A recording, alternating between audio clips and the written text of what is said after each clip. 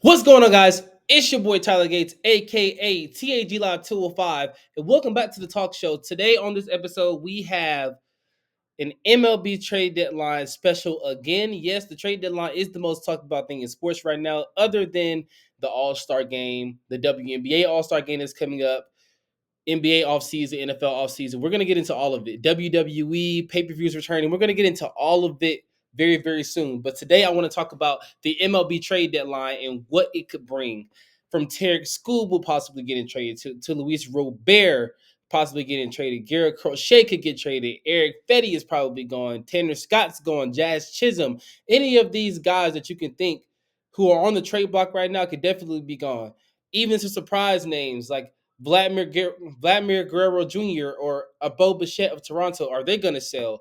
Is Cleveland going to buy and sell a little bit? Is Manzardo gone? Any questions we're going to answer right here today. But the biggest swing I want to talk about is Jackson Holliday potentially being traded to the Chicago White Sox. This is not a rumor. This is just something that me personally, put together a package for, and we're going to discuss it. We're going to discuss the breakdown of it and what this means for both teams. Now, before we get started, I would like to say thank you for our subscribers. Thank you for supporting the channel. We're going to keep liking it up, and some more, because that's what we do here in order to stay live on this channel, correct? That's what we do, guys. So continue to subscribe, like it up, share it with your friends, share it with your family, and we're going to get this thing rolling. The Baltimore Orioles, they have a lot of questions that need to be answered at this year's deadline. Are they going to go for it this year? Are they going to prepare this year to go for it next year? Are they going to go for it next year? You know, it's a lot of questions, right? Are they going to prepare 1 year ahead? I think so, but I think they try to go for at least the ALCS this year. At least the ALCS. And the package I put together, Jackson Holliday, Dylan Beavers, Kay Povich, to the White Sox for Garrett Crochet and Luis Robert. The package deal. The total package right there. That's the package deal. That's the stomach and the arm. That's like the head and the legs of the White Sox. You're taking their two best players and you're putting them on a team that, in my opinion, is the best in the AL. Yes, you could say that the Guardians, because of record, have the best team in the AL. Probably in the MLB, if you want to put them top five, which I would agree with. But if you're looking at the White Sox, worst team in the league, we all know. Stats say it. Yeah, I mean, we can watch a game and see how terrible they are, right? But at the same time, we understand that a rebuild is essential. Chris Getz, their GM, what is he going to do better? What is he going to do to kick off this rebuild? Everybody's looking at him. What are you going to do? How many pieces are you going to sell off? And what do you get back in return? Those are the questions that we have for him. And this package I put together, now I know this package may not please Orioles fans, but you have to think about this. If you called Jackson Holliday up, I thought he was going to stay up there, but then you sent him back down to the minors. In that case, it showed me that, okay, they don't believe he's ready yet. If you're gonna call him up, don't send him down, because the trade rumors were gonna flare up regardless of if he was up or not. Because the Orioles have the ammo to go after a big time player, but if Jackson Holliday is not gonna be up right now for you Orioles, what are you going to do? This is why you pounce on the opportunity to have a big name traded at the deadline that is not an MLB player, which in this case, it will be Jackson Holliday. Jackson Holliday for the White Sox would be absolutely amazing. You talk about a guy that can just step into that shortstop role alongside Colson Montgomery, who could play third, who could play second. And those are your two guys right there. They even called up Brooks Baldwin, I believe, the White Sox yesterday. So you're looking at an infield possibly of Brooks Baldwin, Colson Montgomery, and Jackson Holliday for the Chicago White Sox after the deadline and past this year. You have to love that if you are Chicago. And if you are Chris Getz, you're trying to get anything back. No pun intended. You're trying to get anything back from either it's the Orioles, either it's the Phillies. Any of these teams that try to come after Luis Robert, you get something for him. Any of these teams that try to come after Garrett Crochet, you get something for him. You try to get so many things for him, right? He has 2 years of control, including this year. Garrett Crochet, in the MLB, guys, control means so much. And what they mean by years of control, team option, club option, arbitration, all of that weighs into how many prospects you get back and what type of prospect do you get back? Do you get back a blue chip talent or do you just get back prospects? We're just gonna send somebody for the heck of it, you know? Think about this, right? We're gonna think about this.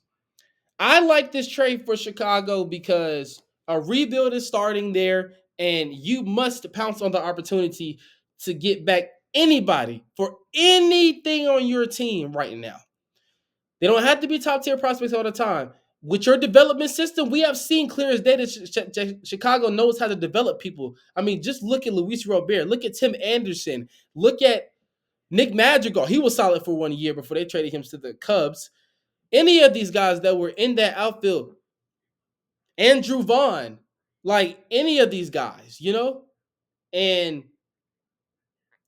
to see where they came from to where they are now is kind of disappointing. It is kind of disappointing. We thought they had one of the better futures in this league, and now they're looking towards the future. And they could have one of the best futures via a trade deadline or via an off-season trade free agency. They could Chris Getz could do this so great, so great. He's not Arnie Moreno, the owner of the Angels that doesn't want to trade anybody. No, no, no. He's willing to trade pieces. He better be willing to trade pieces. At least that's what I've heard. He better be willing to trade. He better be on the phone. Get it done. If you just looked on my Twitter, I clearly said I need this duo on the south side of Chicago. Chris Getz, get it done. Make the call to Baltimore. I don't care what you got to give up. If you got to give up Eric Fetty along with Crochet and Robert, you do it.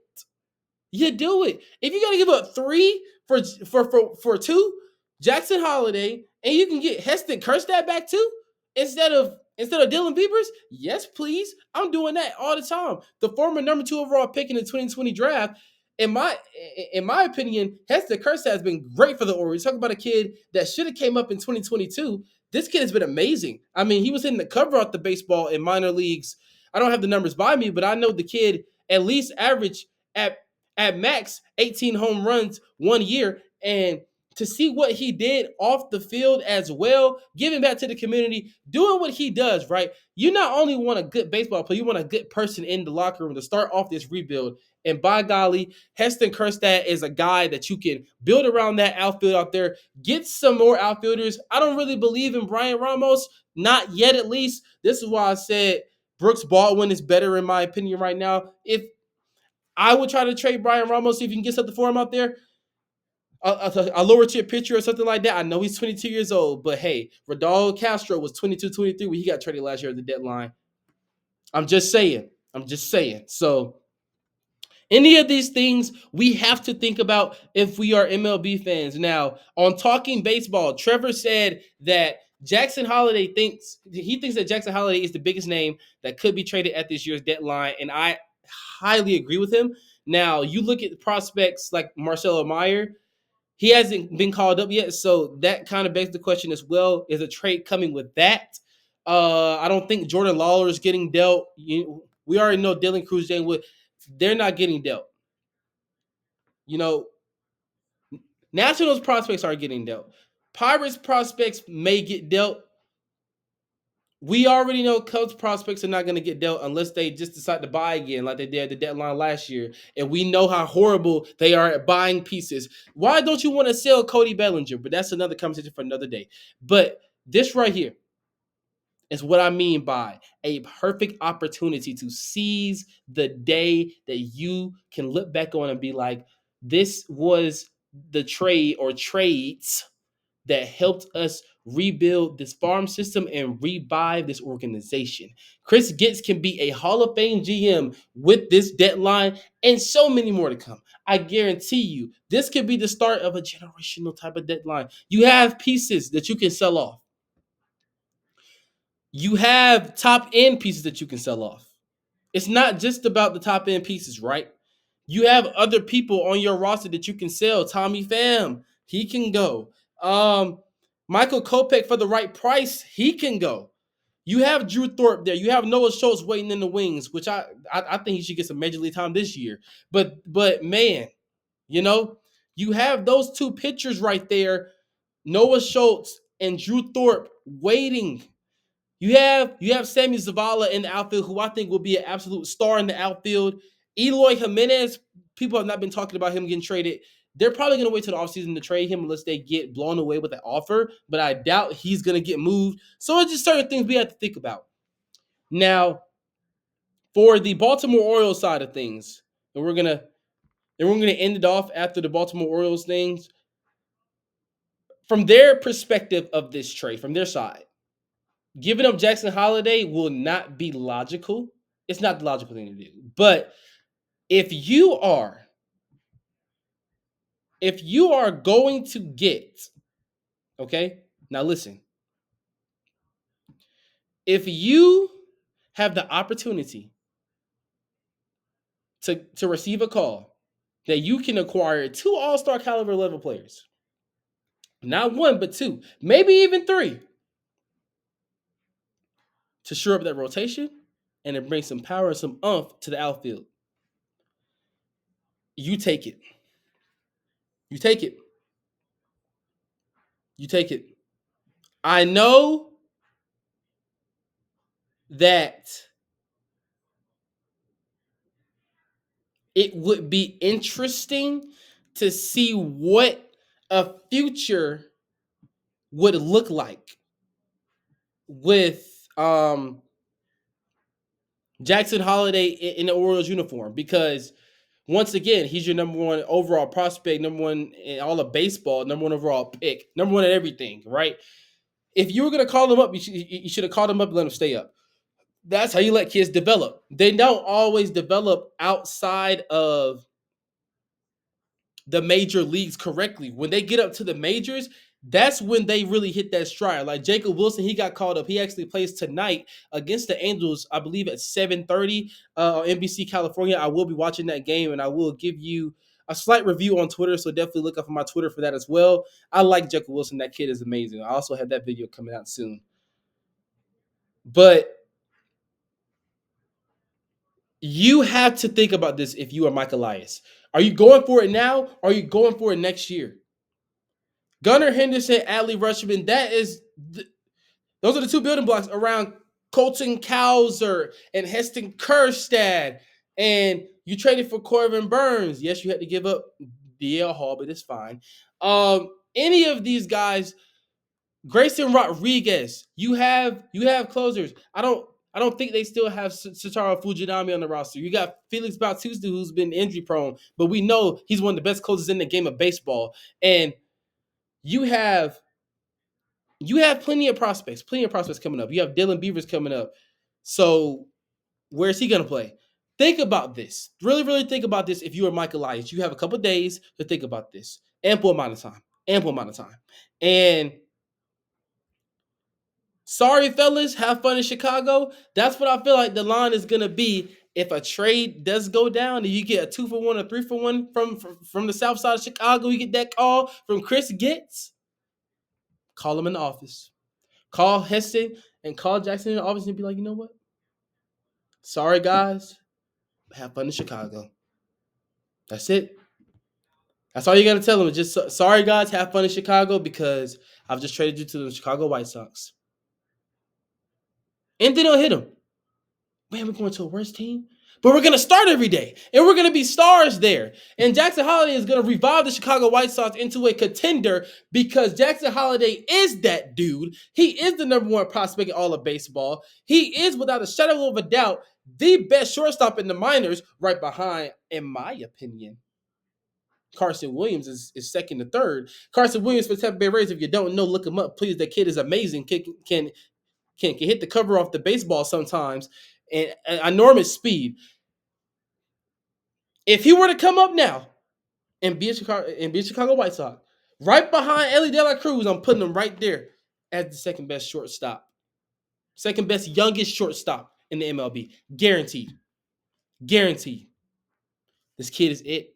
Chicago, make the call. Chris Gibbs, I don't care what you got to give up. You give it up because you know that your prospect pool is empty besides a struggling Colson Montgomery and Noah Schultz and Brooks Baldwin and Drew Thorpe. Everybody else on that, on the prospect pool for y'all, besides those 4 players and Sammy Zavala,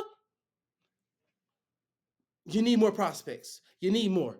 Drew Thorpe ain't going to be able to handle it by himself with Noah Schultz down there. He ain't going to be able to handle it. You could trade Michael Kopech. Any of these guys should go. But sorry, guys, have fun in Chicago is the word of it, is the sentence that will be said if Mike Elias decides to pull off this trade. The next episode that we'll be talking about, guys, we will be on the WNBA All-Star Game predictions and previews. Don't forget to miss that. Everybody stay live, and I got some more info coming. Peace.